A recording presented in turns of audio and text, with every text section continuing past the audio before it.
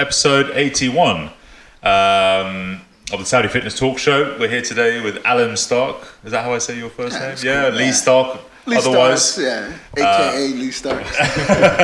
So thanks a lot for coming on the show today. Well, thank you for having me. Pleasure. I'm looking forward to hearing about your background. So for those of you who are listening in, Ahlim is a certified professional boxing coach with over 25 years experience. Yes. That's correct, yeah? So you've been doing this a while? Yeah. So you know a bit about boxing? A little bit. I'm only 28, so you got 25 years experience. You're 28? I'm 28. Wow. So how old are my you? oldest daughter's 26. Yeah. Okay, yeah. I'm 49. Nah. You're looking good. Oh, thank you, man. Looking Appreciate good. that. Yeah. I think Wow. I look older than him. No, man, you look good, man. Terrible. I'm hit by a bus. Nah, You look are not aging well. Jesus Christ. good. You guys look great, man. Yeah. No, I'm looking great. He's looking terrible. Fuck you, yeah. And So we can curse on you. Yeah, absolutely, absolutely. yeah. So you like. this is not like a normal mainstream media. No, it's not PG. And you're from the US, Yes. originally, and First American. it could be, Really? Might be our You first. might be I our think first so. American. Breaking Am records. Am I just? Do we know of anyone? No, I can't. I don't of think so. anyone. I think we're the Nice. first. I think so. Yeah. Yeah. So okay, so first American, Good. and just let me know if I'm going off wrong here. So you coached that US national team, yeah? I was on the national. I coached You were with on the the- national team yeah, in with the Colorado national in 1996, I think it was. Jesus, Yeah, year I was 95, born. 96. Oh, damn. Just saying. Yeah. Great Yeah, year. you were born. Great Yeah. And so we want to go into your sort of background and everything you've been doing with boxing. So maybe you can take us back, maybe to that realm and how you got into boxing and where did all that come from? Is it from a father? Is it from watching legends on the TV? Man. It's funny. I was a boxer in the 90s. Okay, so That's mental. there we go, right? Yeah. But Your no. dad. But yeah, so I started boxing in the 90s actually to stay out of trouble because I was getting into a lot of issues. Was it Jersey?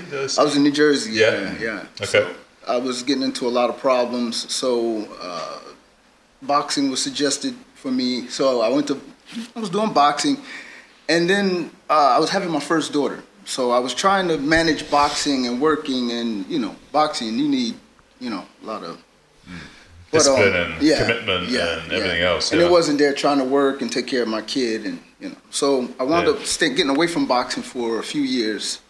My daughter turned 6 years old, Okay. and she was being bullied in school. Right. So her mother's like, oh, what can we do about this? And her mom wants to fight the kids in the playground. I'm like, no, you can't do that, No, I'll do it. No, so I said to her, I said, listen, we have to teach her how to protect herself when we're not around. So, Right. So I started teaching her a little boxing and stuff like that. We'd be in the park doing boxing. Next thing you know, I seen a few parents that saw us training, and they were like, well, can you work with my kid? Yeah. So at the time, I owned a barbershop, and then I was thinking of maybe opening a gym at the same time. Yeah. So what I wound up doing was I built a gym in the basement of my barbershop. Nice. So the next thing I know, my daughter That's starts. a great idea. Fantastic. Yeah. It is, isn't it? Fantastic. For some reason, it seems Yeah, like nice barbershops haircut, and gyms go together. Yeah, really. yeah, definitely. So she starts training, and then she has her first fight. And she fought at 7 years old. By that time, she was training for 2 years. Right. And then she won that year 2 or 3 fights. Then she won the Diamond Glove Championship. Then she went on to win 4 different titles after that. So after that, I started accumulating all these kids. Yep. Before I knew it, we had a gym in Plainfield, New Jersey, where we had some of the top fighters coming out of this particular gym in the barbershop, in the basement, right? Yeah. But what we started to realize was how great boxing was for the kids. Yeah. And what it started doing for their confidence. Not only that, it started to bring down the crime, I feel, in the city, because the kids had something to do. They had somewhere to go after and releasing school. some of that energy. Yeah. And we had a lot of kids that came from broken homes that didn't have mom and dad, and grandmother was taking care of them. So it was really beneficial to the kids in the community. That's the thing with sports, isn't it? I think, especially some of these more combat sports, whether it's things like boxing or jiu-jitsu, martial arts in general. What we had Latalo Yeah. on a couple of episodes ago, and he was a kickboxer. He was growing up in East London, you know, and or South London, and you know, but then he was training in East London. Again, he just kind of got into. His father was big into. He was a martial arts himself, and again, just to help, you know, just release them. I used to play rugby again. I think, especially kids, they need to. I think sports is such a great avenue for kids to get down, just to get out some of that energy, and also start learning thing or two about discipline, about respect as well, humbling people. You know, because that's you guys come from a tough culture too. I mean, not me. It's not easy over there. Yeah. It's a good fight. We'll get into that. The US, UK boxing scene. Yeah. But how is it in New Jersey? What's it like? In Jersey, general. Jersey, back in the '90s was a very rough place to grow up in. They're fixing a lot of stuff now. They're trying to clean it up more. It's gotten a lot better since the '90s, of course, but it was a rough place. It was a really rough place. So you have to be able to have hands-on with your kids to guide them. You know, you don't. Is that where The Sopranos was set? It is, yeah. But they lived in a nice neighborhood. They just were a rough family. That's all I know. Yeah, the Italians. Yeah, they're rough. Yeah. But a lot of gangs and stuff like that in Jersey. Or At that time, and towards the 2000s, you started getting the Crips and the Bloods and that kind of stuff coming in. You know, I grew up in a culture where, you know, we didn't believe in gangs like that. We more or less, you know, if we don't need a crowd behind us, we go handle it, you know, one-on-one. But now it's, you know, gangs. These cultures come in, Yeah. The Crips and Bloods, they're from West Coast, aren't they? They're from... And it's kind of come over to the East Coast as well? And it was funny, because, you know, this is in the era of, like, Tupac and Biggie Smalls, in the 90s. Clash. So, East and West. And that's when you started to see it. Yeah. But that's calmed down a lot now, isn't it? Or... You know, honestly, now I think it's still relevant, but I'm not there, so you know. But I do know that when I go back home, like there's certain places I just don't go because you can't. You can't go there. I can't go back there. So you know. Yeah, that's the actually. It's like even like London, places like that. You go into a tube, you come out, you go down one street. You're like, I shouldn't go down this street. I'm turning around and going back. You just know instantly, you know. And you know, it's funny because you know Saudi's such a safe place that you know, from where I come from, I'm sure where you guys come from, but you get a little desensitized when I go back home. You go back home, and like you say, you're like, oh man, I can't. That street, those street senses kind of get a bit, dull, don't they, when you've been away from it for so long. You get so complacent here, leaving your phone out and laptop and stuff around. But go back home, you can't do that. Everything just gets taken, doesn't it? You know, you can't. You know, like you said, like in a coffee shop, you just left your phone there like that. Even your bag like this. But no, it's changing, and then you worked. Then you were a fighter yourself, for a bit. So what's the story behind that then? So I was an amateur fighter. I wasn't half the fighter my daughter was. Oh man, you know. I mean, but at that time, I was in a gym called Joe Greer's Boxing Academy, and man, these guys, man, they had professional fighters, man. These guys it was just great fighters all over the gym. So you were just surrounded by them. So I was just a guy that was there for the sparring for that day. I mean, I was nowhere near what those guys were. You were the punch bag. I was a punching bag. Punch bag. You know, I would hold my own. You know, I had my days, but for the most part, those guys were sounds animals, like me in rugby. man. I was just the tackle bag. Just get hit. Funny thing, they used to bring the bus in from the guys from the county. They would bring guys in from the jail to come in and do training and sparring, and I'd be like, man, you see all these guys, man, and just like, you know, like boxing is totally different here versus there. I mean, you know, of course, you're like, man, you be in there and you got 50 guys in the gym. You know, here it's not as packed like that, and the experience maybe because it's still new, it's still growing, but I would love to build that level here, like. Build that. Maybe a different class. Maybe of not have any jail people coming in, but a different class of people. You know, like UK and like US. It's kind of, you know, people are coming off the streets, a bit rougher, isn't it? You know, more working class. And that's as I was about Saudi. It seems like a lot of the athletes are coming from, you know, good families and everything else. You know, when they get into Olympic sports. I think, but that's it. I think, you know, with even things like with boxing, you got to have that hunger and desire. Yes. To have your face punched in, or you're trying to go into that sport is rough. It's rough. Know? Yeah. To choose that as a career path, right? I'm going to go, and obviously you're trying to minimize and avoid and block as many shots to the face as you can. But well, the system is different now because now there's so many other things going on. They're learning more about CTE head injuries, these kind of things like concussions and all that type of stuff. Yeah, so we the training has changed a little bit. It's not such brutal sparring and that kind of thing. Now our sparring now is once a week. Wow, okay. Everything else is reflex training, drills, and just working on the hand and eye coordination and stuff like that to keep the fighter safe and longevity. And minimizing that. Yeah. I bet, but really back when you were in the 90s, it was a lot of sparring. It was sparring. It was like sparring 3 days a week. Go hard or go home. Yeah. No pain, no gain.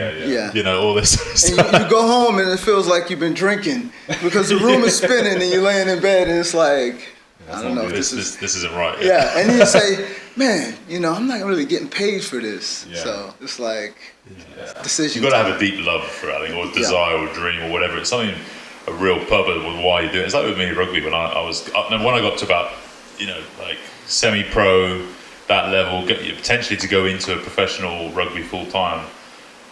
I just didn't quite have enough hunger or love for it. Well, to be smashed. Just all actually the time. within the last, I'm sorry to cut you off. Within the last 4 years, I learned about rugby, and I was like, well, I remember first watching it. I was saying to myself, where's the equipment at? I was like, where's the helmets? Where's the flags? I said, what are these guys doing? And I see you guys like, man. So that's rough. I mean, American football, where we have equipment on, but you guys, man, that's no jokes. I can only imagine what the injury. No, it's terrible. The injuries are mental. I think American football, the tackles are different. It's just like run at someone. Yeah. Rugby has a bit more like kind of grappling element. Yeah, you have to wrap. Put your arms around but still, the shoulder. There's a lot of impact. Yeah. There's a lot. And there's some big guys out there. Oh, massive. Yeah. Massive guys. It's the Polynesian guys, but that's it. Like when I got to that level, I was like, the impact's getting bigger and bigger, and I'm like, I just didn't have the love for it. Just keep going and to sacrifice my body for the next 10, 15 years. Yeah. And for not that much reward, I mean? But I suppose now, especially now with what Saudi's doing and the money in boxing, it's always been big, but now it's just going through the roof for those guys. Now it's really amazing what There's they're a big doing. incentive now to. I have never seen money in boxing, in amateur boxing like this, and I had 2 fighters that I worked with won the Saudi Games, and that was 1 million rials. $250,000. Crazy. It's crazy, And then I mean, no offense to Saudi, like I said, it's new, but if you see like the level of what is in UK and US this, not comparable, it's not comparable. But it's kind of like, man, like you see fighters here that's still new getting this kind of money. Like that's serious. Is that a good thing or a bad thing in your eyes? I think it's. Is it the right incentive at the moment, or to get people into boxing? I think that it should be. They should categorize the levels. To be getting paid that kind of money. You got a professional fighter who's got maybe 15 professional fights not making this kind of money. In their whole career. You got amateurs, and depending on the weight category, there might only be like a few people in that category, and they can get to $1 million. And relatively easy. The other side to it is you can actually you can set back the progress of boxing here, because once they win the money, what's the purpose? What's the incentive there? They win it, and that's actually happens a lot.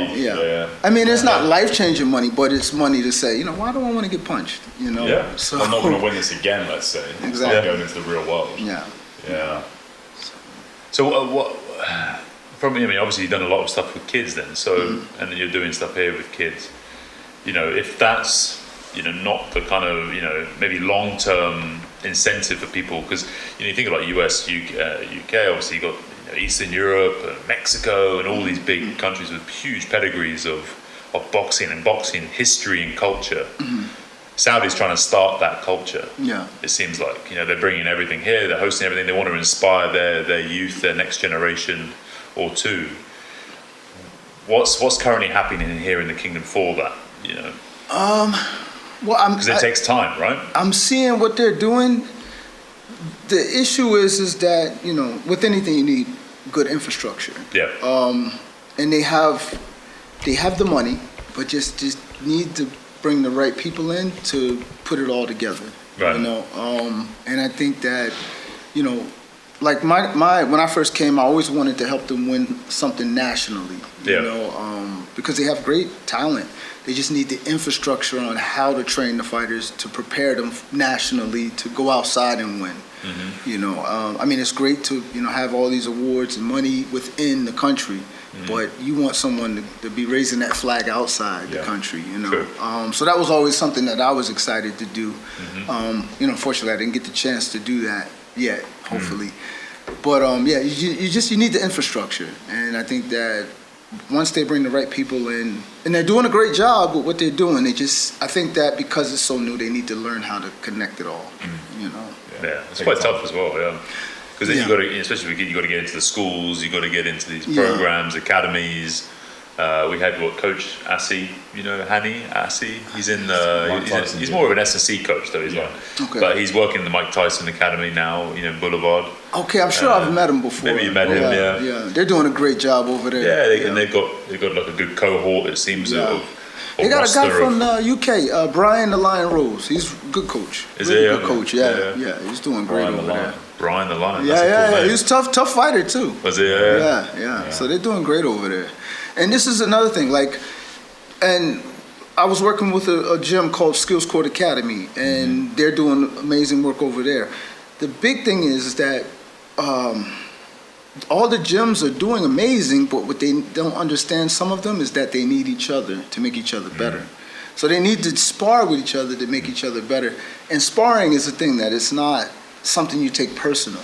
And I think that because it's new, they take it personal. Yeah. But if we all build this community to work together and have sparring, then you get different looks. And then you don't have to travel outside. You can have it all right here. There seems to be more and more, obviously, with the direction of the kingdom is going and bringing all the fights here, the big fights here. And, there needs to be, obviously they want to inspire a generation, But you need that internal competition, spar or whatever to get things going. But it seems, and this is across all industries, everyone's very isolationist. Yeah. And they don't want to share anything, all the secrets and all this other stuff. Not enough collaboration. There's not enough collaboration. No, and this is healthy competition. Exactly. Yeah. And this is the problem. When in the 90s when we grew up, me. You weren't even born. I was growing up. I was in about your fetus. I was this big. Yeah. we didn't take sparring personal. Yeah. We took it. We get our ass kicked and we say, okay, you know what? This is what I need to improve on. This is what I need to do. Part of training. And even as coaches, we did things where we had coaching meetings and we met as coaches and we had coaching clinics and stuff like that for the fighters, the kids, the referees. Yeah. And that was what I'm saying. The infrastructure was there to build and bring the coaches together, so that there was nothing personal. Okay, your kid won this, or your kid got over in sparring this time. We'll get you next time. It wasn't a personal thing. And I think because it's new here, they don't know how to not internalize it and take it personal. Mm-hmm. You have a lot of great coaches doing a lot of great things. If we could gel that together, man, that's when we'll start to build that infrastructure. How do you not make it personal as a coach? I mean, obviously, imagine if you get when you start with kids, even in the US or wherever, he's getting punched in the face and all this stuff. So how do you coach that to not people lose their mind and just go mental? I think that red mist, as I kind of call it. Yeah, I think it's more or less just putting your ego to the side as a coach. You know what I mean? Knowing, okay, this kid needs to get this experience. Okay, he's not going to look great in the first year. Boxing is not something that you learn in 2 weeks or 3 weeks. Boxing is a process of years, and your kid have to get that experience, or else what are you doing to the kid? You're not helping the kid, because when he goes internationally, that's when it shows. That's when all the holes show. You know what I mean? What's really been happening? He's gonna look great in Saudi. You know what I mean? He's raising his hand, but when he gets outside, then, you know what I mean? That's why I said, as a community, we need to build those fighters. And coaches. Some coaches do have a little bit of an ego, and if we can set that aside. And they push their fighters with their own ego, you're saying. Yeah, and then, but look at it, right? This is the crazy part. You go to the Saudi games, and you may have 2 fighters that fought Saudi games a few times, and they fought the same guy 5 times, 6 times. You're not learning anything from fighting somebody, the same person 5 or 6 times. Or the structure of, okay, so, and I'm sorry, I don't mean to go somewhere else with this, but in when you have a tournament, okay, you should have 3 categories. You should have a novice, sub-novice, and elite division. That way, if you have a sub-novice, which is you have kids that have maybe 2 or more fights, those kids should be fighting each other. Novice, you have maybe 5 or more fights, those kids should be fighting each other. If you have 10 or more fights, now you're an elite fighter, those kids should be fighting each other. The kids that are sub-novice and novice should be wearing protection headgears. So what they do here, unfortunately, because it's still new, they don't understand, they will take a kid that has 2 fights, put him in the ring with a kid that has maybe 15 to 20 fights, no headgear, and now this kid have to fight to the best way he can. This is so dangerous, and this is unfair to the kids that are starting now in the sub-novice, novice divisions. You know what I mean? So now you're tearing down the confidence before the confidence is built. So people, so there's a huge, churn rate. People come in and they leave. And then you say to yourself, then if this kid has to go through this kind of adversity, fighting a guy with 20 fight experience, and he gets knocked out, does he want to fight again? Yeah. And this happens a lot, and this is a big problem. This is a big problem. So, that's the scary part and the scary side of it, because you can't have people making these decisions that's never been in boxing or never boxed before. If you've never been punched in the face, you shouldn't be making decisions for kids like this. That's what There's having some sort of experience with that, isn't it? Because what do they say? It's all until you get punched in the face. It's like until you get punched. Just until you get punched in the face. I think you're gonna take so many punches in the face until you duck or something like that. That's something like this. Like with that, because it's crazy. Have you been to any of the big shows they put on here? I have, I went to the Tyson Fury, a few Tyson Fury events, Ngannou events, and it was pretty cool. Yeah. What do you think of how they're putting them on, how they're run? I think it's amazing. I think Turkey Al-Sheikh is doing an amazing job. My only thing is that I think that if they probably maybe put more energy into the amateurs, which Turkey Al-Sheikh is doing now, because I think he's taking over what's going on. Yeah. So I'm hoping there's going to be big changes. But what his vision is amazing for what boxing is going to be. I believe. I believe he knows to bring in the right people that will be able to fix the situations where, I'm talking about, like as far as the amateurs and that kind of thing. Yeah, I can kind of sit, when you take a step back, it's like, right, let's just get us on the map first. Let's just bring all the biggest guys, let's make people fights happen. And then we can start then working on the amateur side of things and start bringing that up. And then we'll get the right people definitely building interest with these big fights. And so many coaches now want to come to Saudi, and they're interested, and the top talent, and that's when they can start getting the best guys in around the world and driving that. But again, it's just like, let's just get the name out there. Saudi's on the map now for sure, whether the football, the boxing is kind of the big things, and now they can start like, right, there's a demand now, people who want to come here and work here and live here and everything else.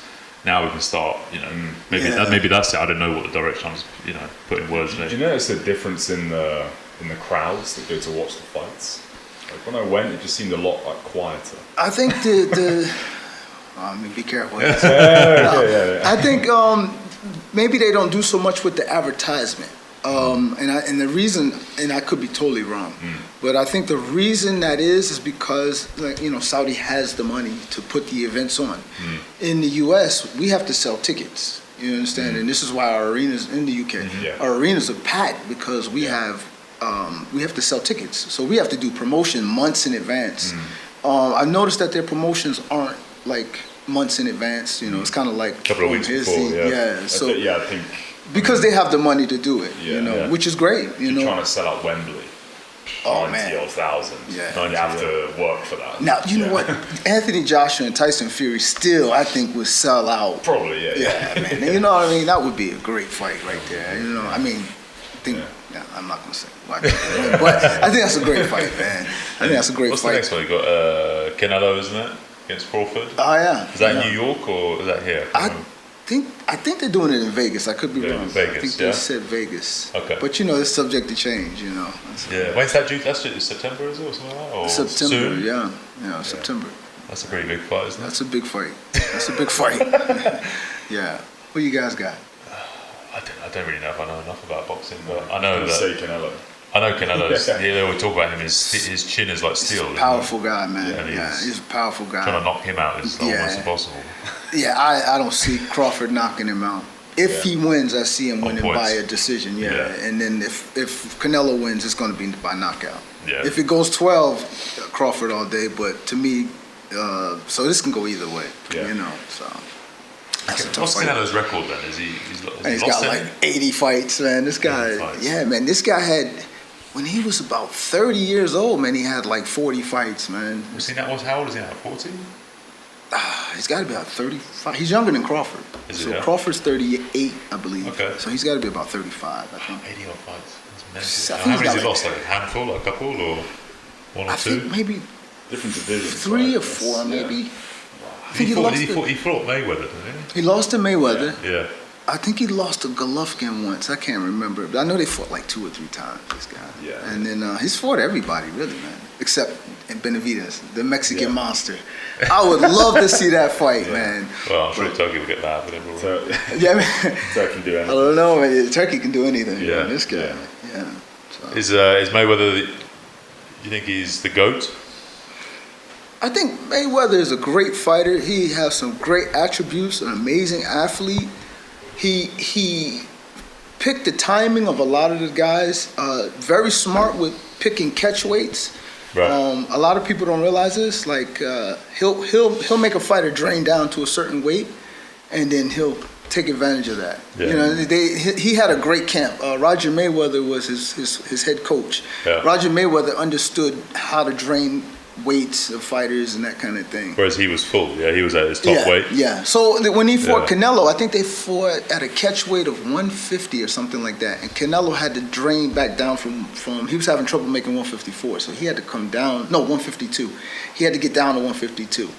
I still don't think he would have beat 170, 180 or something? I think he had just come from like 180 or something like that. Jesus. I still don't think that Canelo would have beaten him. But he did, Because when you figure that when you're draining weight, man, the last 2 or last 1 pound is the hardest pounds to get off. And this is what people don't realize. So depending on what the contract is, if you miss it by a pound or 2 pounds, depending on what's in the contract, you might have to pay $500,000 for 1 pound. You know what I mean? So this is, a lot of people don't realize that though. Some people are like, oh, it's just 1 pound. That 1 pound is like, you see it? Did you see Eubank? Eubank and man, you see how he had to do to lose the weight? No. Man, he was draining down, man, to lose the weight. Man. He won it in the end, didn't he? He won. He won. Because of the weight, I didn't think he would win, but he pulled it out. Yeah. Well, to most people, it's like, why do people drain something? Why don't they just stay at the top of their category and be full and just be feeling great, and everything else? I think it depends on the weight advantage. I have a kid now the kid fights, he's taller than me and he fights at 49 kg. But now... What? Yeah, he fights at 49, he's skinny as hell. But now...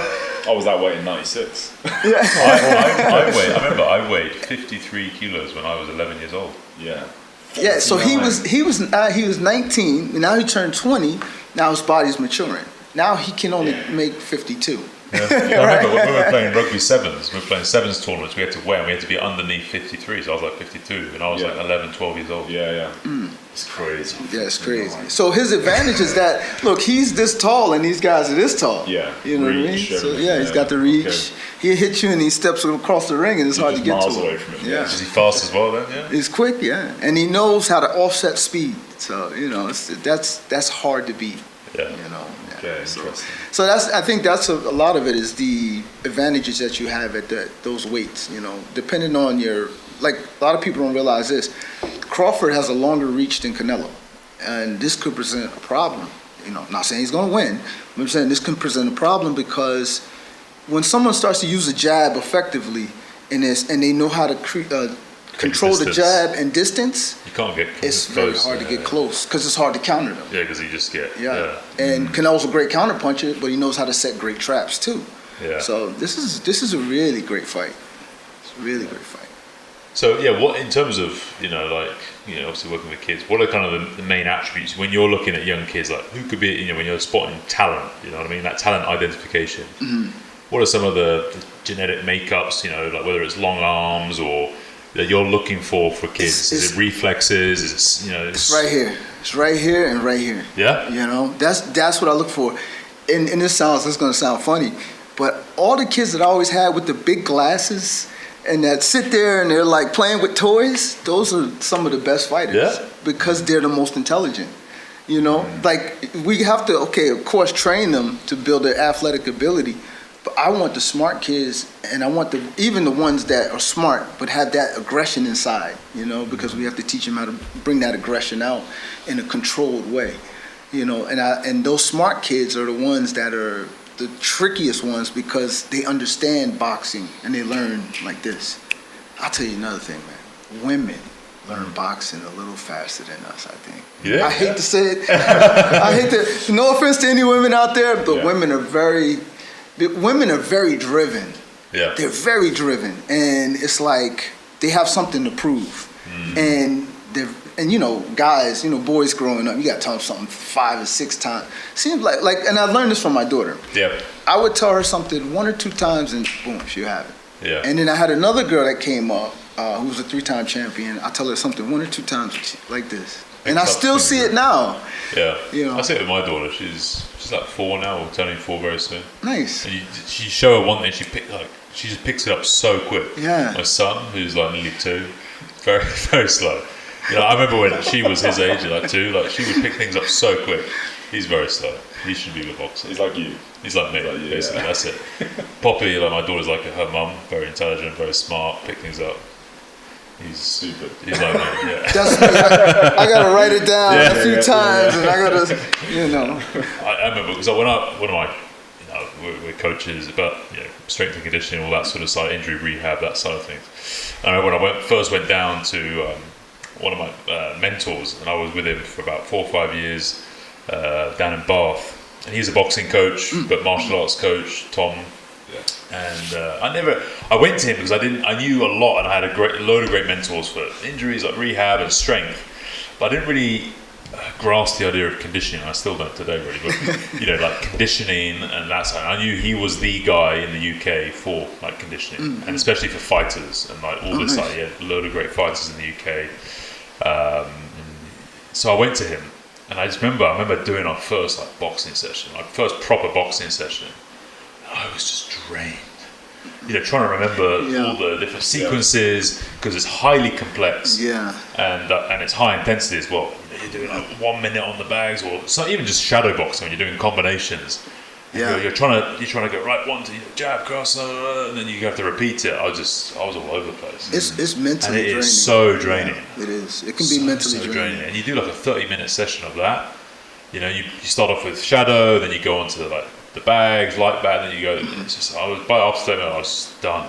Yeah. So drained. Neurally and just metabolically, I was just gassed out. Yeah. Yeah.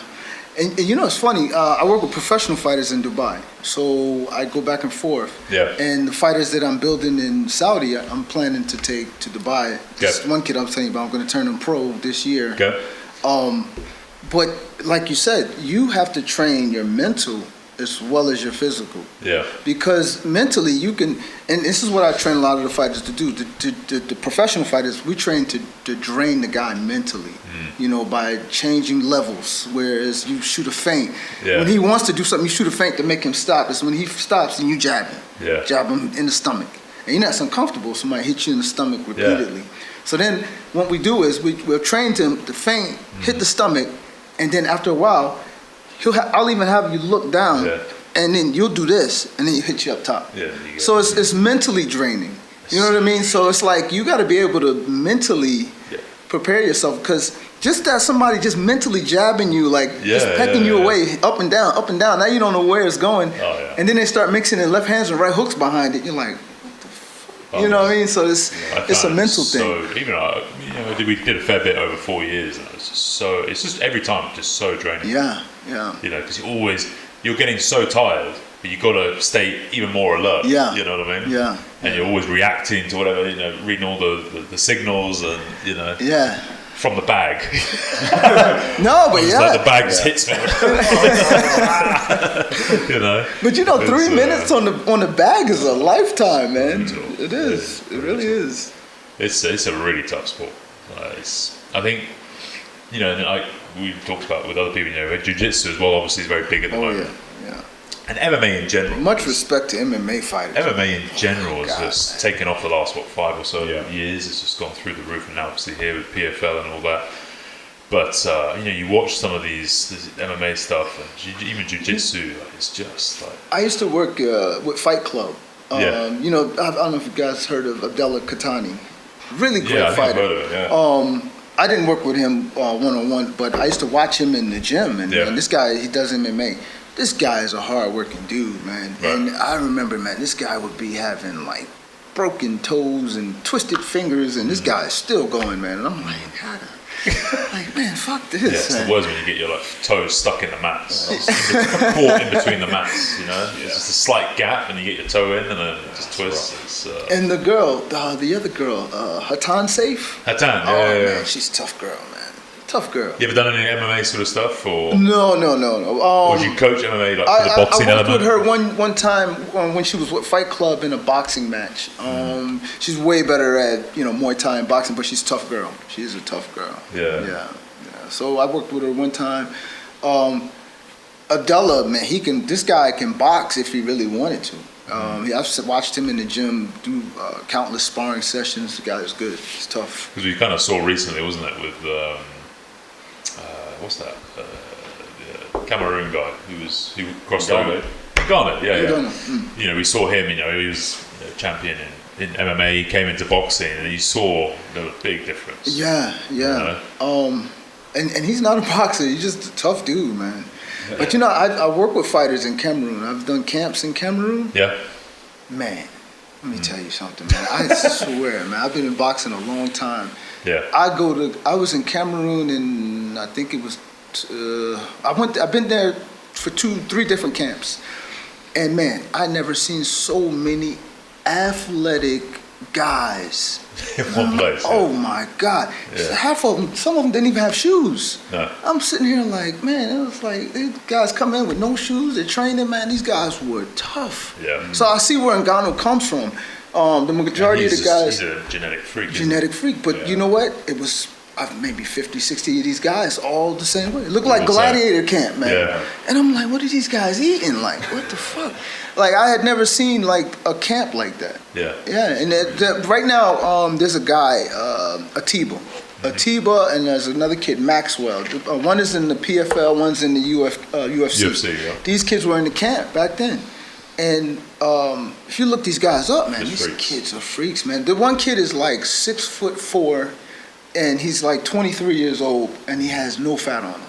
Yeah. And oh man, these guys. I remember seeing Ngannou in an arena, and he was just skipping. It's on the rope, and then he had no shirt on, he was facing away from me, and his back was like, just his traps and just the meat on it. Probably doesn't even do that much in the gym either. No, I saw him doing Bulgarian split squats with 8 kilos. These guys are massive, I was like, man. what the fuck? It's not doing anything. It's just ridiculous. Yeah. But my business partner, he's from Cameroon. Yeah, he's from Cameroon. Okay. And he's been here for like 16 odd years now. But yeah, he's a genetic freak as well. He is. Like his arms and like everything. Thick. He doesn't train that much. When you train, he just does bits. A few curls, bits like that. But it's just got veins. He probably knows my partner, Claude. So I work with a promoter in Dubai. Maybe. His name is Claude. They probably know each other. Yeah. I'm sure they do. So Claude, what we do is we do the camps there, and then what we do is we'll find some of the guys that we think is the next thing, and then we'll bring them over to Dubai, and then they'll work in Dubai. Yeah. So that's what we do. But you see guys, it's just that West African region though. whether it's Nigeria, whether it's Senegal, whether Yeah. it's Cameroon, whether it's any of that West African region. Animals. Yeah. The But you know, the thing that they need is more or less just they need more of the style of Yeah. it. You know what I mean? They have the natural talent and ability. Yeah. They need the technical work. Yeah. You know. Coaching Yeah. and everything. Yeah. they're just monsters. Like those, I think that region, West Africa, and like Polynesians, and Samoans, Fijians, Yeah, yeah. Tongans, Papua New Guinea, all that area, they're just the most genetic freaks Yeah, I've ever seen. yeah. Yeah. Out of everyone, I think in the Crazy. world. Obviously, you have you get Russians are big guys, and you get some of those, but generally those regions, like just lean, Yeah. ripped, I mean, massive. Just actually think about how Tyson Fury looks. Yeah. He's built like my dad. But you know, the one thing I'm like, man, how does this guy Yeah. box like that for 12 rounds? Yeah. And the jab is so long, man. You know, Efficiency, you think he's just super. He's impressive, man. his skill and his technique There makes was- him so efficient. Yeah, there was he used to train at the Kronk gym back Yeah. in, I think, the 90s maybe, or early 2000s. Emmanuel Stewart, you guys knew Emmanuel Stewart? He was No. the trainer, head trainer at the Kronk gym. And man, he said that Tyson Fury was going to be world champion way back then. Yeah. We were all like, man, what the fuck is this guy talking about? What's he talking about? Man, Yeah. everything he said, man, and that was back in early 2000 something. Like, man, and then, yeah, this guy, he's amazing. Yeah. Fury's amazing. Is he retired or is he still having He's a break? retired. I don't know, man. This guy, He's yeah. having a break. He I don't know. retires every year. Yeah. He's a wild dude, man. crazy Those guy. suits, man. Those suits, those shirts, everything. Yeah. And Joshua, is he still? I don't know. I think so. Man, that guy has massive money. Both of them. Yeah. Yeah. Yeah. They just draw money. Was it there's the new guy Dubois, isn't it? Oh, He's Dubois? not. He's not that. He's not that new, but he's kind of. Yeah. He's- He's building up now, They're isn't he? building him Yeah. up. They're building him up. Yeah. He's fighting, isn't he, soon again? Did he beat I think- Joshua I or think he might. would he lose to Joshua? Yeah, he lost to Joshua, I believe. Yeah. Can't remember. Who was like No, that? he knocked Joshua out. Yeah. That was it, yeah. And then now he's Shit, fighting no, who Usyk. did he lose to? He's fighting Usyk Did next. Dubois lose Is he, to yeah? that other guy? Dubois lost to Usyk. Now he's fighting Usyk in a rematch. Okay. Yeah. Okay, yeah, I remember now. I remember, yeah. I think that's They soon were talking too. about the body Yeah. shots and Yeah. everything. Yeah, okay. Yeah, yeah. Oh, yeah. He hit him remember with the body him with shot. The body shot. Yeah, like, it was okay, controversy. He's weak. Yeah. Yeah. Okay. Because Got another guy. Usyk's very good, isn't He's good. Yeah, he's good. He's a southpaw, fast. He's good. He's very good. Small heavyweight, but he's good. Strong, man. And he's crazy as hell. You ever see this guy? Yeah, he's You've got to be crazy. Yeah. Like Tyler, you got to be a bit crazy. Yeah, yeah. Yeah. That level, you know. And then there's I'm not sure if he's Hawaiian. He's a heavyweight. Ataya? I'm saying his name wrong. Yeah, sure. Mataya or something like this. He has a crazy look in his eye. Yeah. And he's a heavyweight. And you can tell he's crazy. Yeah. But like, he's good. He's pretty good. Did I read? So you were into military academy, yeah? When Yeah. you were growing up? Yeah, yeah. Was it Camden? I was in Camden, yeah. Yeah. Okay. How what was that when you were like 18, 19 or something? You went straight into it? Yeah, I was in a second chance program. Yeah. What's and that? it's kind of like a second chance Give you a program. second- literally give you a yeah, second give you a chance. second chance. So I was getting in a lot of trouble and stuff like that. And I got in some trouble with the laws, so it got suggested by courts and stuff like that. So Yeah. I wound up in this program. And I was actually doing really great in the program. And then So this is so literally, like, look, you either go to this academy or county, yeah. County, Not detention. and they literally I give would've you a been in choice: detention, get in the yeah. military Yeah. or you're gonna go to county. Yeah. So what wound up happening was I actually was playing football and I became a football star, American football. Yep. And I was doing really great in the thing, and then I had gotten some bad trouble inside the program, Yep. and then I wound up going to jail, and then I probably had, I don't know if I should be saying this, but so when I got out of jail, that's when boxing was suggested to me, you know what I Yeah. mean, to stay out of trouble and try to get myself in order. So that's where the boxing came about. I used to like to fight a lot when I was a kid. So Yeah. yeah. But I grew up in my defense, I grew up angry. You know, my mom died when I was 9. Father was never there. Came from a broken home. Yeah. Was a foster kid. Went to lived in different homes, and met the wrong crowds, and that was But then my grandmother took me for a little while, and I kept getting in trouble though. So it was that's kid stuff. Yeah. But that once I got to boxing really for me saved my life. Boxing saved my life, hands down, man. And was it because of the coach? No, Did he straighten I you out, or just the sport itself? The coach was. I had a coach named Cornell Woodard. Man, that guy was.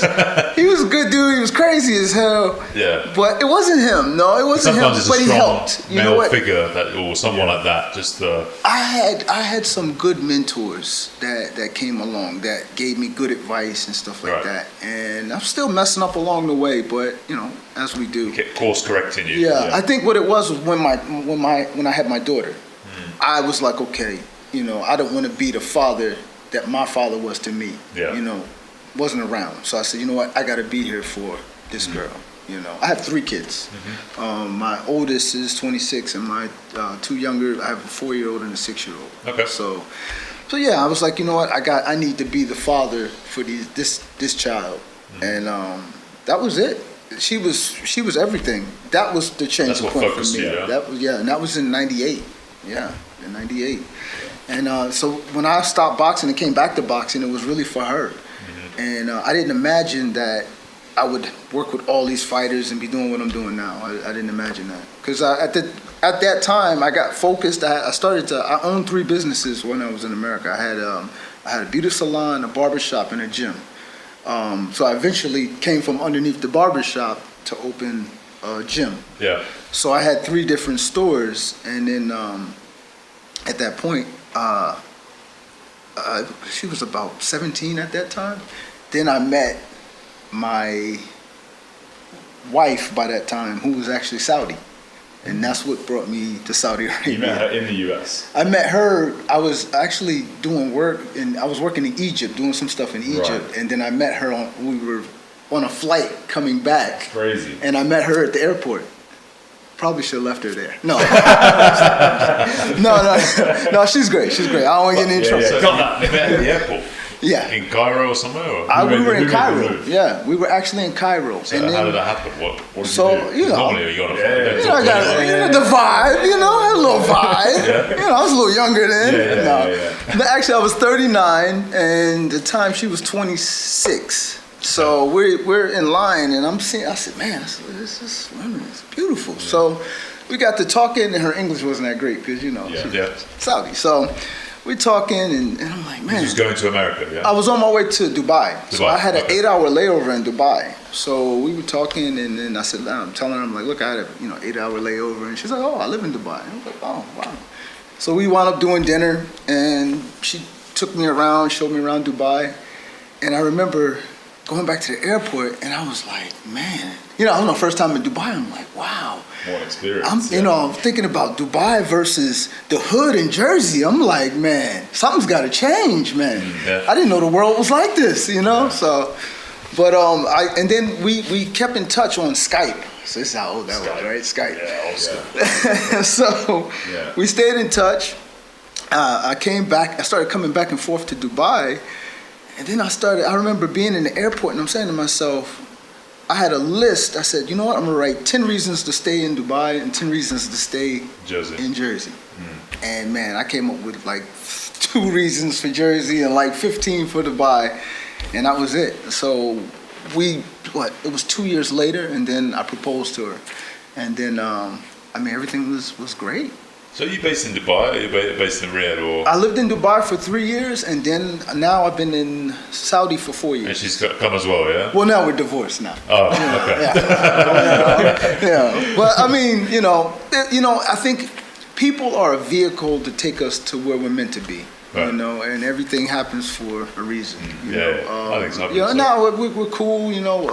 Raising our children, and no issues and shit. But I thank her for everything. I'm sure she thanks me for everything that we did for each other. But that's the maturity. Is when you can just say agree to disagree. Yeah. But it was great, and then I'm happy. I'm very happy doing what I'm doing now.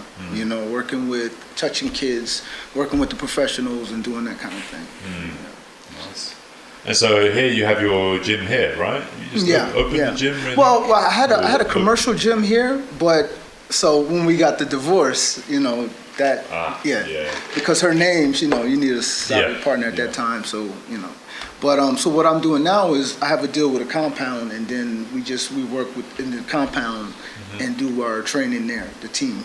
So all through there. Yeah. So I don't have a legitimately team. So what happens is I train the guys, and then they sign up with different clubs. Okay. And then the clubs agree if they let me corner the guy and that kind of thing. So that's how it works. And all the clubs in boxing, is it like Nasser and Halal? Like, is it like that? Yeah. Because they kind of govern all the sports in these clubs, don't they? Yeah. So, and your fighters go to Halal and they go Nasser to the different clubs and that kind of thing. That kind of thing, yeah. And you work with some expats as well, like kids expats? Yeah, I work with expats. I have I have regular fitness classes of boxing and stuff like that. So you know, it's pretty cool. So on and so forth. Yeah. That's interesting. Yeah. And where's the kind of, where do you think, obviously we kind of touched upon it, like, you know, obviously boxing is where it is now, and where you see with, you know, yourself and what you're doing and the kind of country, where's this going with boxing here in Saudi? Do you think they've got, you know, I think when we had Coach Assi said some of his guys won Asian championships in the amateur side of things. They're fighting them, weren't they? He was literally watching them while we're doing the podcast. He had them on this thing. Keeping with hearing, where are they? Kazakhstan or something like this? Or something like that. But, the Tyson Club, they had the kids in Kazakhstan. They had the camp, and they were in the Asian Championship somewhere. Oh yeah, and that, you know, that's great. I think that's great. You know? But like I said too, they really don't have to take them so far away if the communities could gel together and work together, because then that way you can get the different looks right here, and it'll save a lot of money also. You know. Yeah. What does that take? Who can start getting things moving back together? You know what I mean? So, has it got to come from the top, or is it you guys in the bottom, like, you know, like, come on, let's just do something. So you know? this is what do you know the other guys and who I try, but you know, it's kind of hard. So what we used to do in the U.S. is we would organize tournaments for the kids. Yeah. And we would have at least a certain amount of little kids and, you know, juniors and, you know, that kind of thing. So we would all work together and we would do these tournaments every week. And then we have kids coming from everywhere. And the kids get a chance to win trophies and let their family see what they're learning and, you know, wear their uniforms and take pictures. And it was great. I would love to build that same type of community, but like you said, it's like these people here, these people here. You know, I would love to do that. So I've put together, we put together about 5 different shows. And every time we put together a show, it's always great, but it's just trying to get everyone together, and that's what it is. In the U.S., we would do it every weekend. We had a show that would be called, it was in Newark, New Jersey, and it was called Hands Up, Guns Down. And welcome to Jersey, right? So, you know, and it was about peace, you know, and all the kids would come together from different communities and that kind of thing, and, you know, it was great, and we brought them all together, they won their trophies, and it was amazing. Yeah. And then even now, some of those kids now are even fighting on TV. There was just recently, there was a show in Prudential Center in Newark, New Jersey, last weekend. Yeah. Vito, the kid Vito, I don't remember his last name, but I remember him as being 8 years old in the Hands Up, Guns Up tournament. There's a Kashad Elliott. This kid was about 7 years old. He used to spar with my daughter. Yeah. All these guys now are big guys fighting on the pro shows now, you know? And that's how the development goes, you know? Those kids, by the time they started at 6 and 7 years old, by the time they were 15, 16, they have 100 fights or more, you know, 200 amateur fights, some of them. But this is where the experience comes in. Yeah.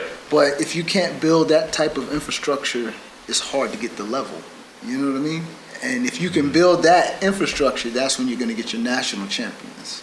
Yeah. So Asian champions. Yeah, but this is what they don't understand here, and that's the big problem. Yeah, especially they're probably going to be pushing for Olympics and whenever that's going to be 2038 or whatever the year will be, 2040s. Yeah, you've got to start really now. You got to start now, and you got to start with the kids. It's going to take 20 years. It's going to. You know what? It could take 5. Yeah. If they come together and start working on this together. It could take 5 years. You know what I mean? You could start a kid When they're 7 16, years old. 17, Yeah, 7 years old, right? Okay. And then within 5 years, he could have 50 fights, 60 fights, 70 fights, Yeah. like that. If they're doing it regularly, putting these shows together, they got the money. They got everything they need to do. They just need to bring it together. You know? There's stuff that I think you see it through multiple sports and industries, you know, because before, 6-7 years ago, everything was very much does their own thing. Yeah. Everyone does their own thing. There's not much linking together. But it's happening now. Like we had even, we heard it from Ahmed, who was one of our guests a couple of episodes ago in the business sort of sector. He was saying about, 10 years ago, he was born and raised here, that all the ministries just kind of did their own things. They didn't talk to each other at all. Yeah. All the ministries. Yeah. And so everyone, they just did their own ministry of investment, ministry whatever. But in the last 5-6 years, now they have to communicate. They're all linked together now. Yeah. All the portals are linked. They have their own league table. Yeah, I think it will trickle down. It will trickle down. Yeah. Right? They have to start kind of at the top, but then it will. But and it's Yeah. funny, right? If you look at it, right now, I don't know if you guys know about. You probably do. You guys, smart guys. They're connecting all the banking systems now, Yes, right? You yeah. see that? You see Yeah. they got the XRP, and they're trying to connect all the banking systems together. I mean, it's a global thing. I mean, that's what does boxing have to do. They need to universally connect boxing. And I see that's what Turkey Al-Sheikh is trying to do with this Grand Prix thing he's doing. Now they're doing it in Africa and that kind of thing. And if they can connect Picking that, up man, talent and all yes, this. because you have so much talent around the world, man. Yeah. And And they don't have the resources, whereas these guys have. It's like you see football. It's talent ID. Yeah. They go to Vietnam, they go to Africa, they go to Asia, they go to South America, scouts, and they're trying to find the next, top talents around the world. Yeah, that's what football in the UK has done very well. Yeah, Arsene Yeah. Wenger back in the day, with Arsenal, he Yeah. used to go and find the top guys in Africa, Torres and all this sort of stuff. Yeah. Find these guys Crazy. Yeah. from around the world and bring them to the UK, Yeah. put them in the academies, and then Yeah. off they go. 10 years time, they're gonna be ready for Chelsea or Arsenal Yeah. or whatever it is. And and then that's another thing too. It's the hard thing. So when you find these guys, their passport situation is fucked up, man. You're like, man, how the hell do I get this guy? I gotta smuggle the guy out, man. Yeah. There's so many. There's a lot of stories of like. I think Arsene Wenger did that with one of the Cameroon Yeah. guys. Like it's happened before. Man. They'll find like African guy and no birth certificate, No papers. no papers. Yeah. Like how old are you? He's like 32. He's like, really? He's But like, actually, no, 21. Some of them, yeah, right. And then some of them don't really know how old they are, right? Same in rugby with the Polynesians. Yeah, In rugby, I remember when we were tracking it. one of my old bosses. Like he was a scout and he used to go all around the world, down to New Zealand, and go off to like Fiji, Tonga, try and find these kids, and then they would get a scholarship and bring them over to the UK, put them through good schools. Nice. And now some of them are playing for England and playing British Lions, all this sort of stuff. But again, like you'd go there and be like, they have no paperwork. Yeah. An island in Tonga is like, it's just, how old are you? He's like, I don't know. They don't even have like calendars. They're not even counting the years. It's like, well, the sun has been in this position a few times or whatever it is. We've had 15 full moons or whatever it is. I don't know. It's like this sort of thing. So it's. There's an amazing girl that I was looking at in Nigeria. Oh, this girl's good, man. She's amazing, and she's got natural talent. She doesn't really have the technical work, and she's an amazing fighter. And she's young. Don't know how to get her over. Don't know how to get her out. I would love to get her in Saudi, man. Don't know how to get her. She's amazing, man. This girl can fight, man. Yeah. Really, yeah. I mean, that's a business opportunity there. yeah. Just, They call her, I think, the some system. Nigerian Nightmare or something like that. Yeah, the names in boxing. They nail it. Yeah. Well, you said who's the Lion? What was his name? Brian the Lion. Brian the Lion. Brian is a pretty boring name. No. Brian the Lion. Not what you put the lion on it. I gotta look this guy up. Yeah. Brian the Lion. Yeah. No, that whole scouting agency, is that something you look to go down that sort of avenue? And Yeah, because you know what, I'm more or less bringing opportunities to the young kids, Yeah. and getting them out of their situations. I remember I'm not going to say his name, but there was, when I went in Cameroon, I went to one of the fighters' houses. I mean, he had a curtain for his door, and like, you know, it was a room with a dirt floor, and this was a few years ago. Yep. And I mean, I was like, man, what can we do? We got to fix this, you know. We got the kid out. Now the kid is in Canada. He's a professional fighter. He's ranked. He's riding around in Mercedes, and he's doing great, you know. So that's like, when you see that, and he's such a good kid. He's smart. He's intelligent. When you see that, it's like, man, okay. At least we can't help them all, but at least we got one. Yeah. You might have them all, but that's like Ahlim. You know, with us, he's he came from the depths of Cameroon. His house was made of mud, and you know, everything else. You know, and then he ended up going to Scotland and play football. You know, but you go from the equatorial Cameroon up to like the North Sea and like the top of Scotland, and it's freezing cold. Yeah. Have you guys been to Cameroon? No. I don't want to talk shit, but so, I thought Saudi was crazy driving. Man, them guys crossing like this over there driving, man. I said, man, I was scared for my life driving over there while they were driving. I said, man, but it's even crazier out there. It's crazy. I didn't think it can get that crazy. Yeah. I said, man, but I mean, you know, the people are amazing. The people are beautiful, man. Yeah. Really beautiful people. So what's in Dubai then? So you got a camp, or you got a gym or academy out there as well? My partner does, Claude. He has a camp of fighters out there, so I go back and forth and more or less help with the technical work. Yeah. And then we do a camp in Cameroon. So we're planning a show in Cameroon this year. Right. Okay. So yeah, he'll have a show there, and then I have another guy I'm working with, Ernest, and he's doing working with national fighters over there as well. So you know, and that's it, man. We're just trying to bring them over. Yeah. So from Cameroon mainly, yeah. Cameroon, I mean, I mean, but these guys I've been working with, but there's fighters, you know, like I said, there's fighters all over. If we get the opportunity to work with them, we will. Yeah. And so, from it, I mean, you use record and stuff like that with building champions. You know, I used to see it with rugby a bit with kids. You know, around that 13. I used to work with kids for about 10 years, especially for rugby mainly. And used to see some of the guys. What are the kind of standout qualities for a champion? You said you touched upon it with the mental side. Yeah.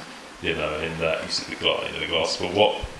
Because kids change a lot. They might be like superstars at 13 and 14, and I used to see like those kids who maybe some of the superstars at 12, 13, 14, once they hit like maybe 17, 18, 19, they're not the superstars anymore. Other kids have come up and they've grown and they've matured and, you know, whatever else. You know, some of the guys who are the best rugby players at 13, 14, 15, around that age, they have another big growth spurt, and by the time they're 17, 18, they're not anymore. Or they lose their confidence, you know? Yeah. Because they were the superstars, now they're not anymore. Well, I think for boxing, it's smarts, is keeping that fire burning and figuring out how to motivate your athlete. And being a fighter, you can never lose focus. Being in the ring, you lose focus like this, you get hit. You blink, you get hit, you get knocked out. Yeah. So it's about never losing focus. And we talked about Mayweather.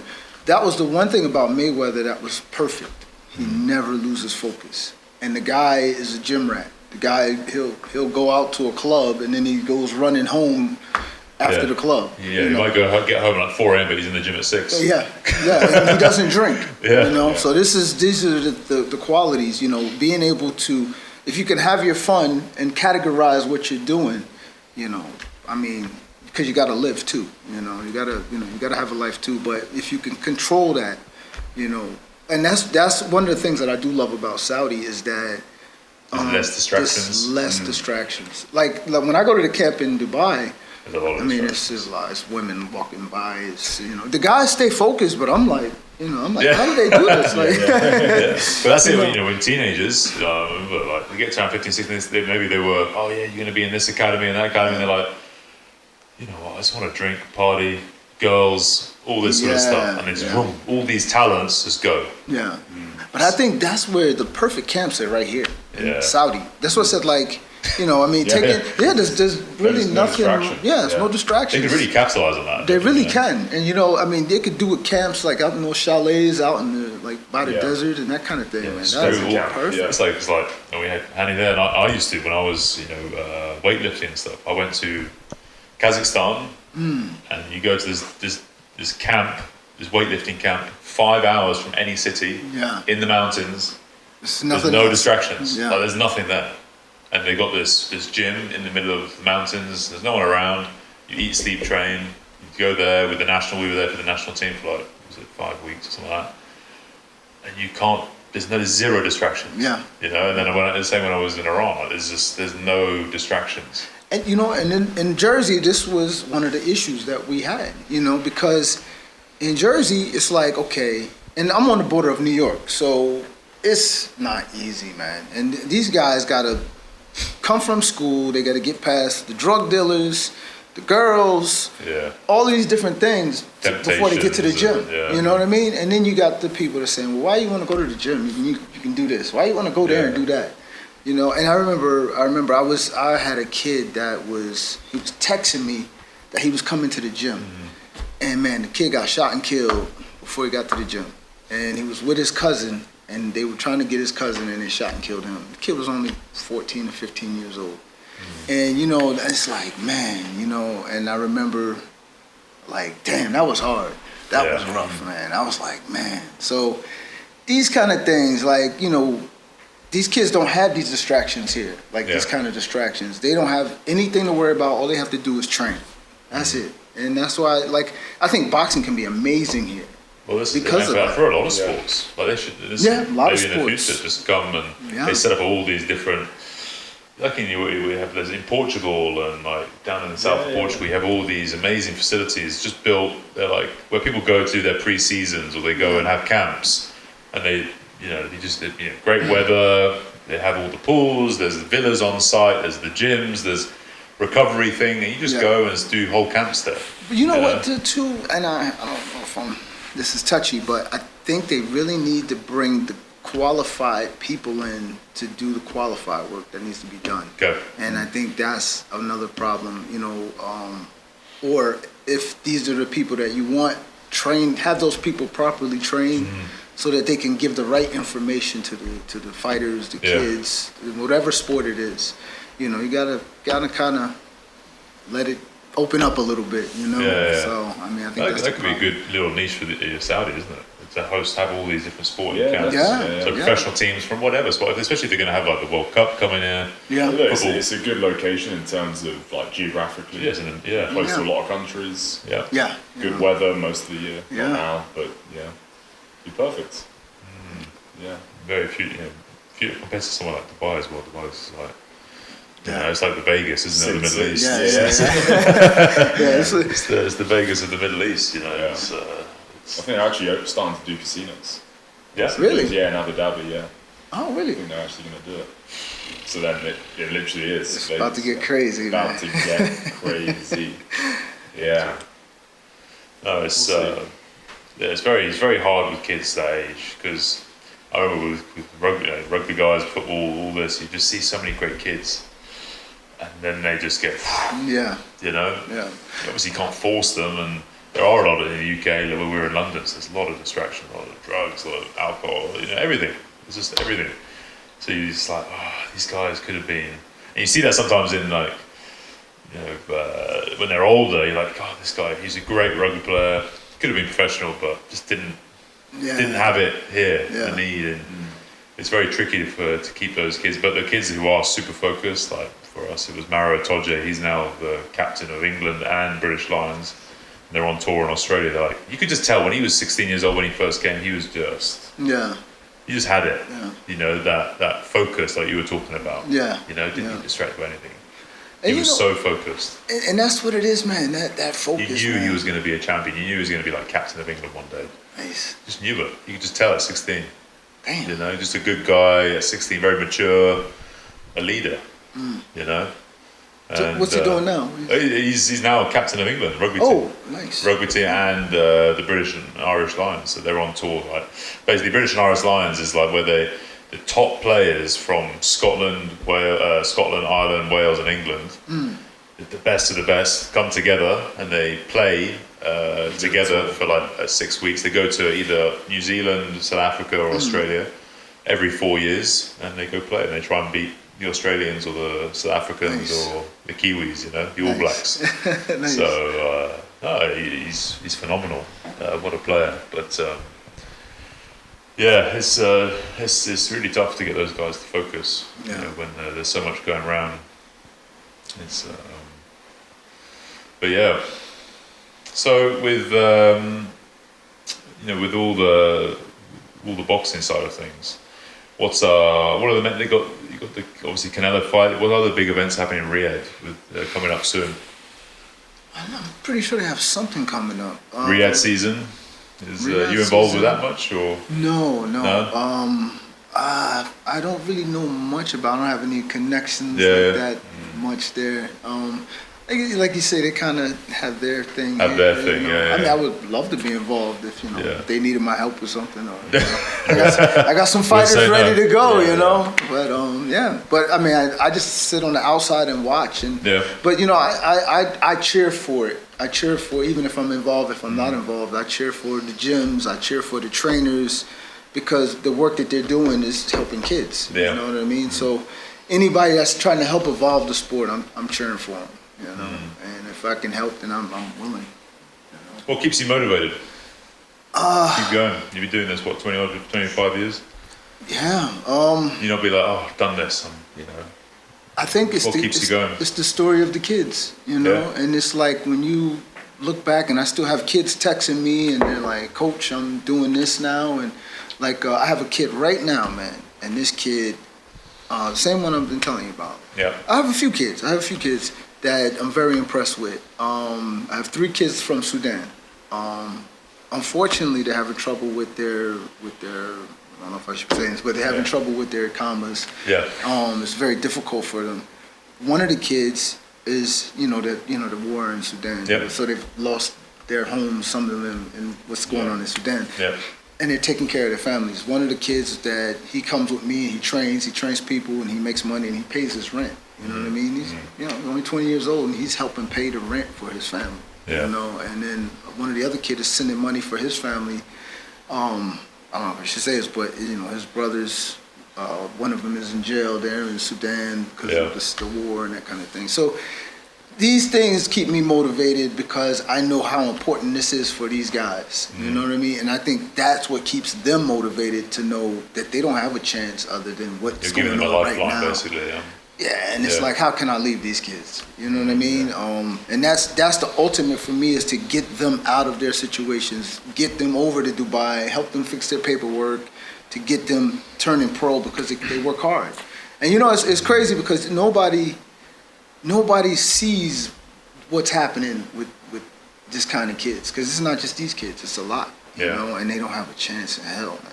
I mean, I said fighting or boxing is often.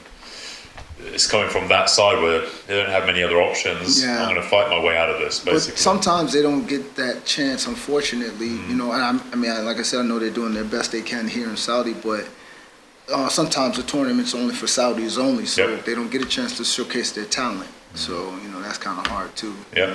But hopefully that'll change. I think you're the right guy. You've had your own struggles, your own difficulties, so you understand it. Yeah, different context, but these are like my sons, man. Yeah. Really, you know what I mean? And the shows that we put together, was the reason behind putting those shows together was that we have fighters that can't fight on the Saudi cards sometimes. So we'll put these shows together just so these kids get a chance to showcase their own talent. So. But it's hard to, like I said, if we can't gel this community together to get those shows going. So that's it. That's the key takeaway from today. Work together. Yeah, it is. Definitely. Yeah. Trying to do stuff on your own.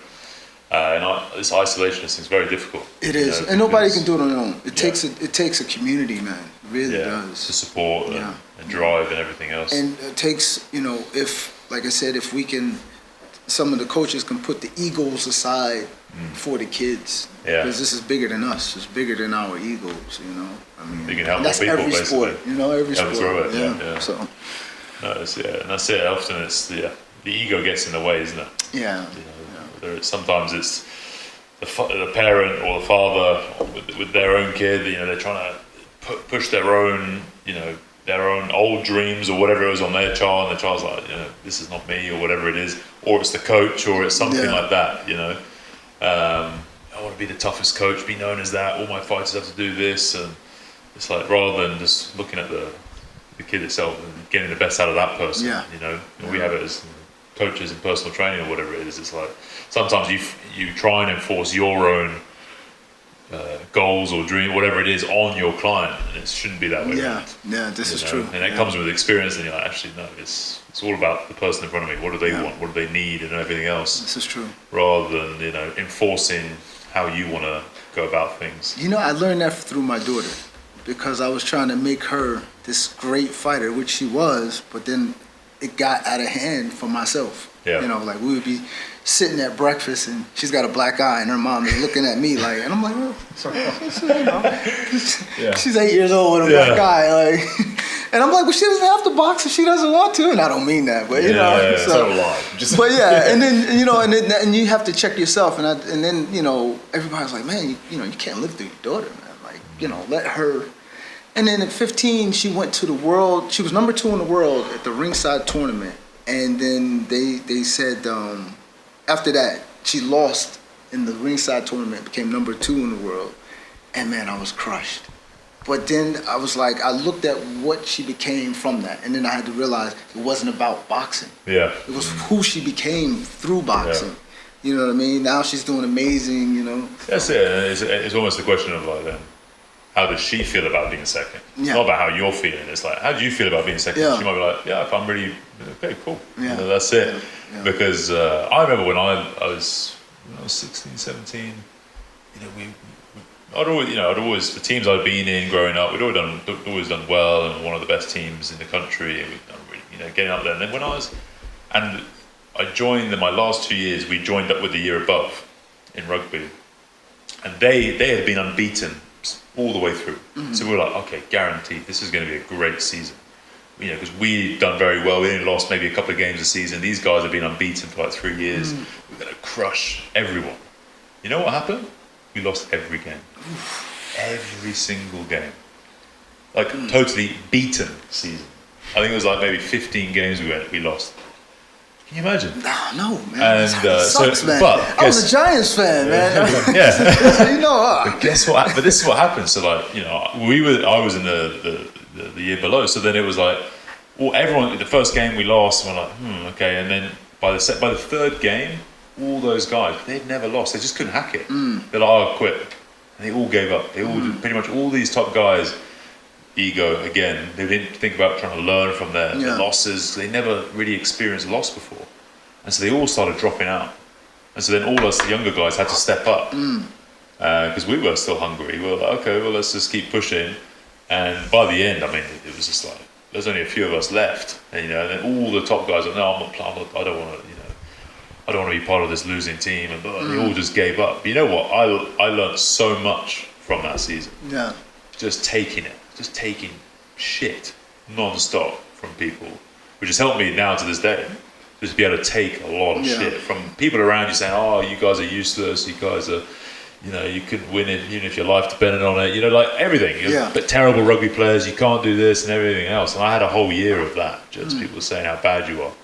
And then the next year when we were in the top year, and we had all these younger guys through, it built so much resilience. We actually we won. I think we only lost one game. Nice. You know what I mean? And then we were like, screw. We had so much ammunition, like hunger, desire. We're like, we're going to prove all these people wrong. We actually are good. How many years did you play? I played rugby up until I was like 22, something like that. Okay. And then I played up to, like I was in academies and everything all the way through. But I played, for junior Scotland, like Scotland under 20s, and went to a World Cup. But yeah, that season was just like, obviously it stood out because it was just like crazy. But that's when you learn that bit. For me, it developed that grit, that resilience, and how to just take shit. Well, just playing that period, you're gonna get that shit is no joke, man. Yeah. But you see it, like you sometimes have teams like in football, like they were maybe who was it? 3 years ago. Oh no, so it was in rugby as well. Like 3 years ago, there was a team called Bath. They were bottom of the league, lost every game, and then now 2 years later, they won everything. They won the league this year. You probably have it in American football as well. Yeah, you got to go through it. Yeah. Sometimes you need those seasons where you just everything goes wrong. Yeah. And then you cut out all those people who aren't right. people who aren't the leaders, because the leaders will step up in those times when you're going through that crap. Yeah. You know, but it was just an interesting period. You know, where sometimes you'd always learn more from losing than you do winning. Yeah. This is true. Yeah.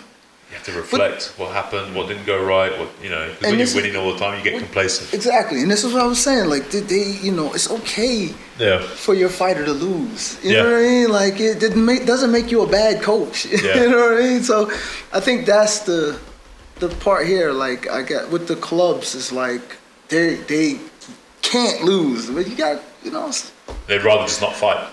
Well, it's just the. I mean, the other clubs, they'd rather just not do it so they don't lose. You know what I mean? The risk of losing. But you know what I'm saying? And sometimes they forget that it's about the kid learning. You know what I mean? You're not going to win every fight. I mean, that's how it goes. Let the kids learn. That's where you have guys who, something like John Jones came to my mind. Like the guys like this at UFC or MMA, who haven't lost, but they're still so hungry, and they're still like Cristiano Ronaldo in football, like. These guys who are just in their 40s and they're still hungry as anything to keep competing. He's 40? Yeah, he must be. He's at least 40. I think he's 39, 40. No, he's 40. And you have all the money. Yeah. And you've hit the top, you've won everything, and you're still hungry. Because you see it with guys who, as soon as they get that money, they're like, oh. Yeah.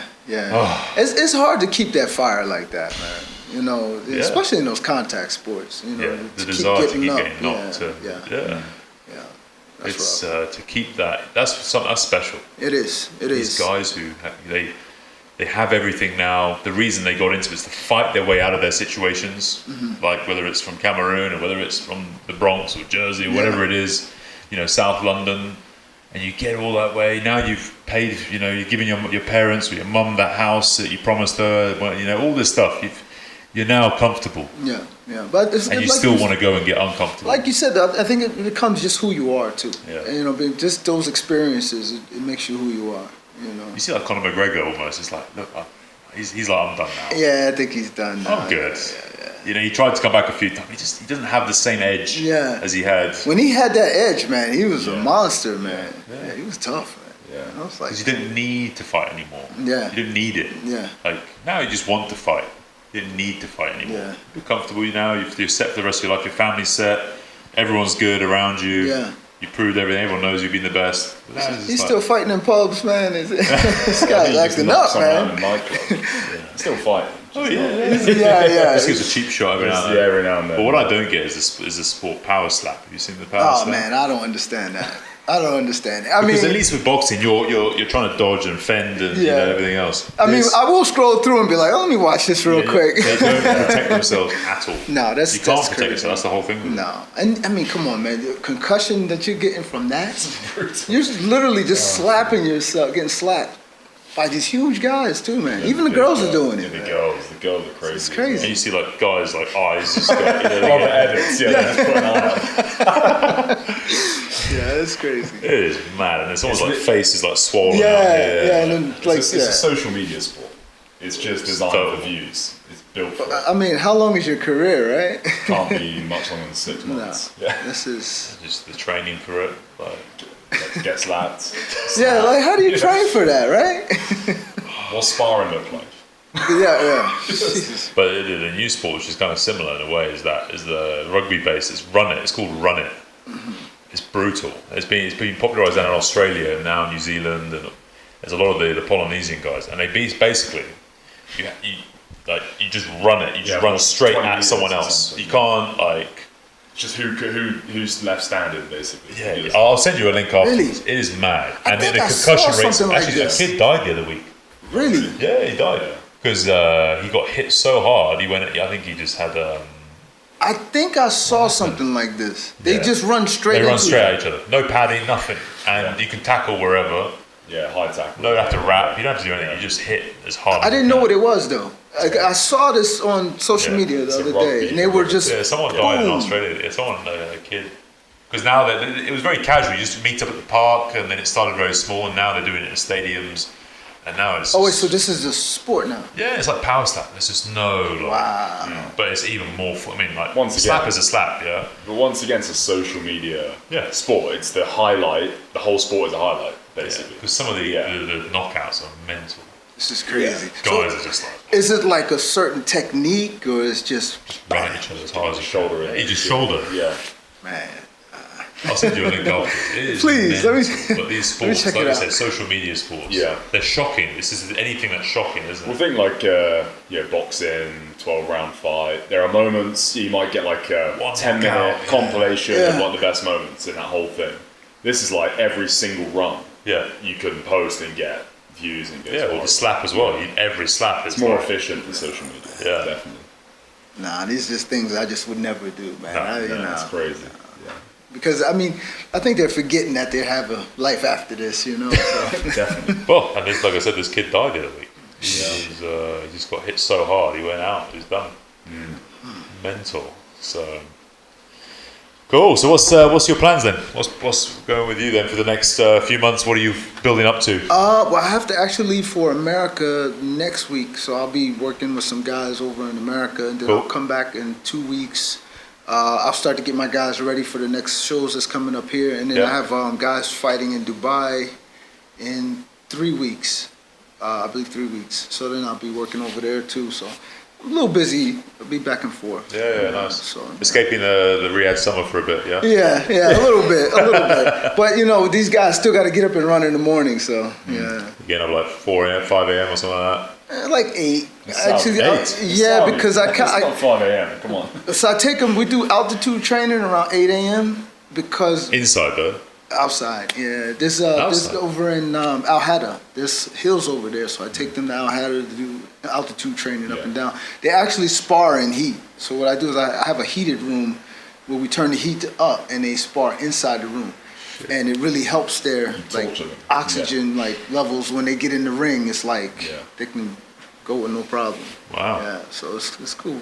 Nice. Yeah. A proper what's the altitude then? How high are we? Like, you I got- don't know what the altitude is, but I know the air up there is much thinner. Yeah. Because it's like when you get up there, it's harder to breathe as you're running up there. Yeah, then when yeah, you come down, it gets cooler as you're getting down. Yeah. So you could tell that it's a big difference. Yeah. Yeah. Have you seen those stairs? There's a stairs over there across the diplomatic. Yeah, corps. Wadi Hanifa. Yeah. So That's they a do good those set. stairs, and then there's a route that goes about 4 miles to the other mountain. So they'll go from that mountain to the next mountain, and then they have to do the stairs a few times. How many times a week do you do that? What, once a week? Twice a week. Yeah. Rocky Balboa. Yeah. Get a log. Sounds- You know, it was funny when I first came. I remember the fighters were telling me that they don't run. I said, "You don't run?" They told me, "No, we don't run." Yeah. I said, "We've never run." I said, "You never ran?" I was shocked. Yeah. You That's know? purely just to get used to being on your feet for so long, isn't it? Yeah. Just, Yeah. just get used to being on your feet for. Was 12 rounds? How long was that take? 45 minutes? Yeah, and you know what's crazy? Because for the amateurs, it's 3 rounds. So Yeah. they do. I told them, I said, "You do months of training for 9 minutes, right?" Yeah. But yeah. So those guys just got to run a mile or two. You know?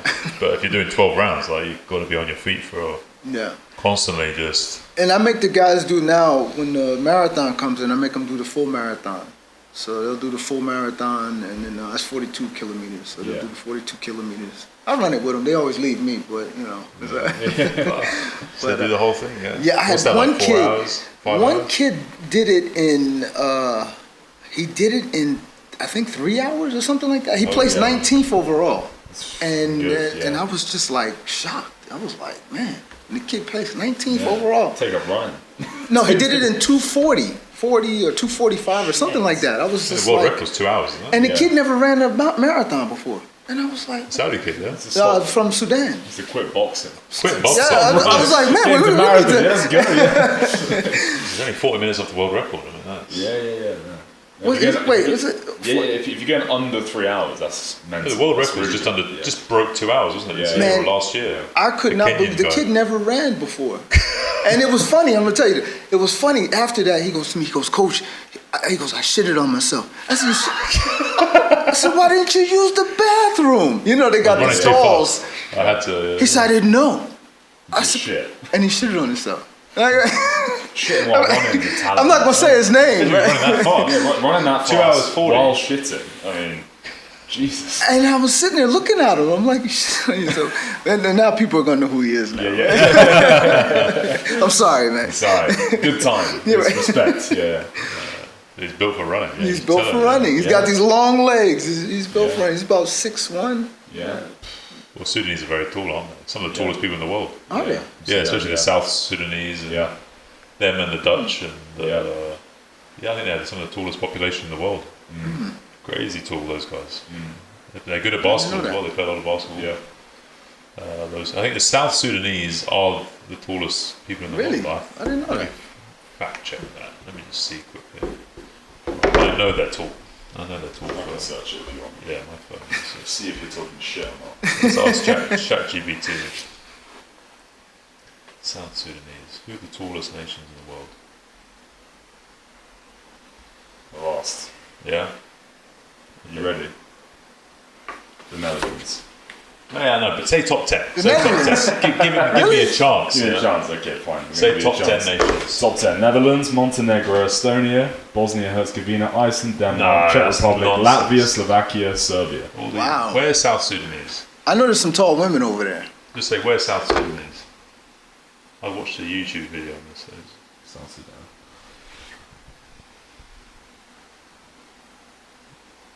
I'm glad we had Yeah, it said amongst the tallest people in the world. They rank just below Netherlands globally. I think they said okay, due to malnutrition as a conflict. So They rank just below the Netherlands, yeah. So why does it not say them here? Because ChatGPT's. It's saying 182.6, which would be around 4th, 5th in the world. Yeah. It's tall. Very tall. Very tall. Nice. Good. Well, let's wrap it up on there before it just tells me more that I'm wrong on everything. Good. Well, Coach Lee, thank you very much for Man, coming it on was today. my pleasure, man. The Saudi Fitness Talk Show. Where can people find you and keep up to date with what you're doing and following you? Instagram is Coach Lee _ 2239. 22. So what's that for? Is it just Actually, any specific?